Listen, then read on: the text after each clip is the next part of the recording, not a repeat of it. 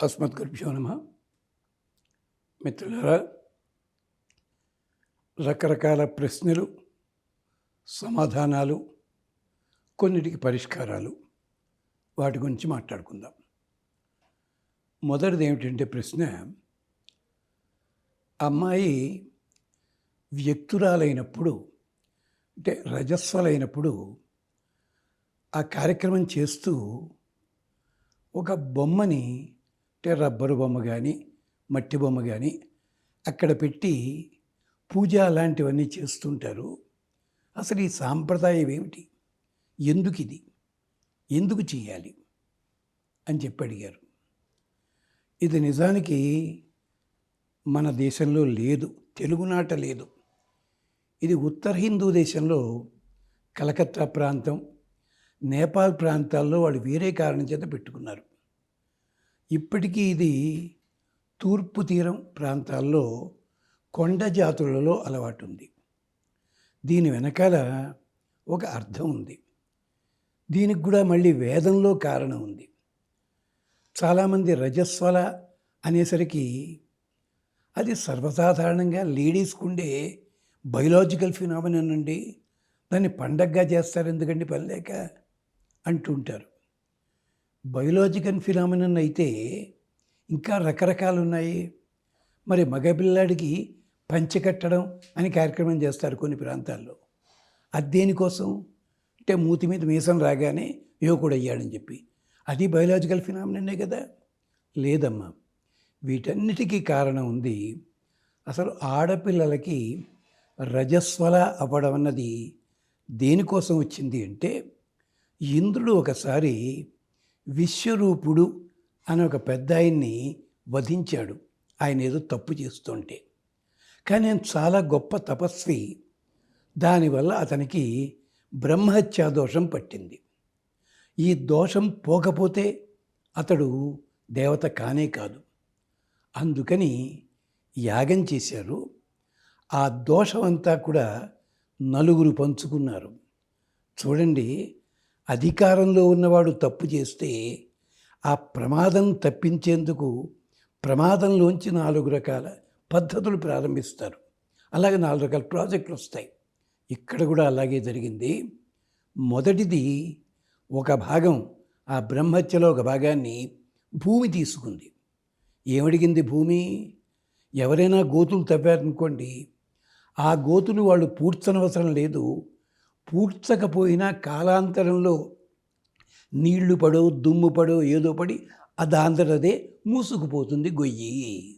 ఇలాగ భూమి కోరుకుంది. అలాగే రెండోది, చెట్లు కోరుకున్నాయి ఓ భాగం. ఏమిటి? చెట్లను నరికిన తర్వాత కొన్ని చెట్లలోంచి జిగురుగా వస్తుంటుంది, కొన్ని ఆకుల్లోంచి పాల రూపంలో జిగురు రూపంలో వస్తుంది, కొన్ని చెట్లలోంచి కుళ్ళిపోయినప్పుడు కుక్క గొడుగులు పుట్టగొడుగులు అని వస్తాయి. ఇప్పుడు మనం అంతా తింటుంటావే మష్రూమ్స్, అది నిజంగా తినకూడదు. అది చెట్లలో ఉండే ఎందుకు పనికిరాని వ్యర్థ పదార్థము. ఆ రూపంలో బయటకు వస్తాయి. ఈ కుక్క గొడుగులు పుట్టగొడుగులు ఎవరు తినాలి? పక్షులు తినాలి, కోళ్ళు తినాలి. వాడికి ఉపయోగం ఇది. కానీ మనం తినేస్తున్నాం. ఇది ఇలా వీళ్ళు. ఇక 4వది ఎవరు అంటే ఆడవాళ్ళు తీసుకున్నారు. 3వ భాగం ఏమిటి? వాళ్ళకి ఇంద్రుడు వరం ఏమిచ్చాడంటే, అమ్మా, వ్యక్తురాలైన తర్వాత ప్రతి నెలలోనూ 3 రోజులు 4 రోజుల పాటు మీకు రక్తస్రావం జరుగుతుంది. అంటే శరీరంలో ఉండే చెడ్డ రక్తం బయటికి పోతుంది. అప్పుడు దానివల్ల వివాహమైన తర్వాత గర్భం ధరించాలి. గర్భం ధరించడానికి వీలుగా మీ శరీరము గర్భాశయం ఉంటుంది. అందుకనే చూడండి, ముట్లాగిపోయాయండి అంటారు పిల్లలు, కొంతమంది పెళ్ళి లేని వాళ్ళు, అంటే గర్భం ధరిస్తున్నారని గుర్తనమాట. అలాగే ఇక 4వ భాగము ప్రవహించే నీరు తీసుకుంది. అందుకనే ప్రవహించే నీళ్ళల్లో నురగ కనిపించిందనుకోండి, ఆ నీళ్లు చాలా మంచిది ఒంటికి. ఎందుకని రజస్వల అయిన ఆడవాళ్ళకి అది ఉపయోగిస్తుంది. అక్కడ రజస్వలైనప్పుడు ఆ చెడు రక్తం పోతుంటే వాళ్ళ శరీరం లోపలికి ఒక దుర్మార్గపు లక్షణాలు కొన్నున్న పిశాచాలు వస్తాయి. పిశాచం అంటే కంగారు పడకండి, అది కూడా ప్రకృతిలో ఉన్న రకరకాల జబ్బులు. ఆ జబ్బులన్నిటినీ ఆపడానికి వాళ్ళు ఏం చేయాలి? ఆ 4 రోజులు 5 రోజులు జడ వేసుకోకూడదు, స్నానము చేసుకోకూడదు, ఒకేసారి అన్నం పెట్టించుకు తినాలి. విపరీతంగా కారము కానీ విపరీతముగా తీపి కానీ ఏది తినకూడదు. ఇలా నియమాలు ఉన్నాయి. సైన్స్లోనూ చెప్పారు, వేదంలోనూ చెప్పారు. తద్వారా వాళ్ళకి ఆ దోషాలన్నీ పోతాయి. ఈ దోషాలన్నీ పోవాలని చెప్పి ఒక బొమ్మని తయారు చేసి, ఆడపిల్ల బొమ్మని, అక్కడ కొన్ని రకాల మంత్రాలు ఉన్నాయి. అది పెద్దవాళ్ళు చదువుతారు. పల్లెటూళ్ళల్లో కొండజాతి వాళ్ళు మంత్రసానులు అని ఉంటారు. వాళ్ళు దిష్టి తీసి ఈ పాపాలు, ఈ శాపాలు, ఈ దోషాలు ఆ బొమ్మలోకి ప్రవేశపెడతారు.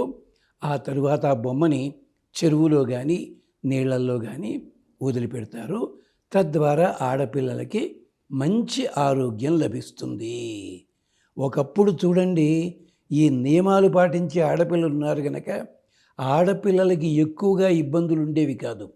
కానీ మనకి 1980 దాటిన తర్వాత ఈ నియమాలన్నీ వదిలేసిన కారణం చేతే ఆడపిల్లలకి ఇంతవరకు లేనటువంటి విచిత్రమైన జబ్బులన్నీ వస్తున్నాయి. గమనించండి, ఇది సైన్స్ వాళ్ళే చెప్తారు. ఇది రజస్వల. రజస్సు అంటే లోపల ఉండే చెడు భాగం ఏదుందో అది తొలగిపోతుంది. తద్వారా రక్తము శుద్ధి అవుతుంది. అంతేకాదు మన శరీరంలో, ఆ అమ్మాయి శరీరంలో ఉన్న అవయవాలన్నీ కూడా సక్రమమైన ఆరోగ్యంతో ఉంటాయి. దానికోసమే పెద్ద మనిషి అయ్యింది అంటూ పండగ చేసి కానుకలిచ్చి ఇదంతా చేస్తారు. ఊరికేం సరదానా? ఈ వెనకాల ఇంత అర్థం ఉంది. ఇంకా మీకు కావాలంటే ఉప్పులూరు గణపతి శాస్త్రి గారిని పెద్దలు ఉండేవారు అన్నవరం దేవస్థానంలో. వారు 2 గ్రంథాలు రాశారు, వేద సారరత్నావళి.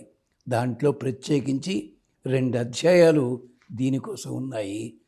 సరదాగా చదవండి, ఆ రహస్యాలు బోధపడతాయి మీకు. స్వస్తి. ఇది మూఢాచారం మాత్రం కాదు. అంటే ఆడపిల్లలు సున్నితమైన శరీరం కలిగిన వాళ్ళు, సున్నితమైన మనస్సు కలిగిన వాళ్ళు, భాష కూడా అలాంటిది ఉంటుంది. అలాంటి వాళ్ళకి సంపూర్ణ ఆరోగ్యం రావడానికి ఇది ఏర్పాటు చేస్తారు. ఇది పద్ధతి. దీని వెనకాల రహస్యం ఇది. స్వస్తి.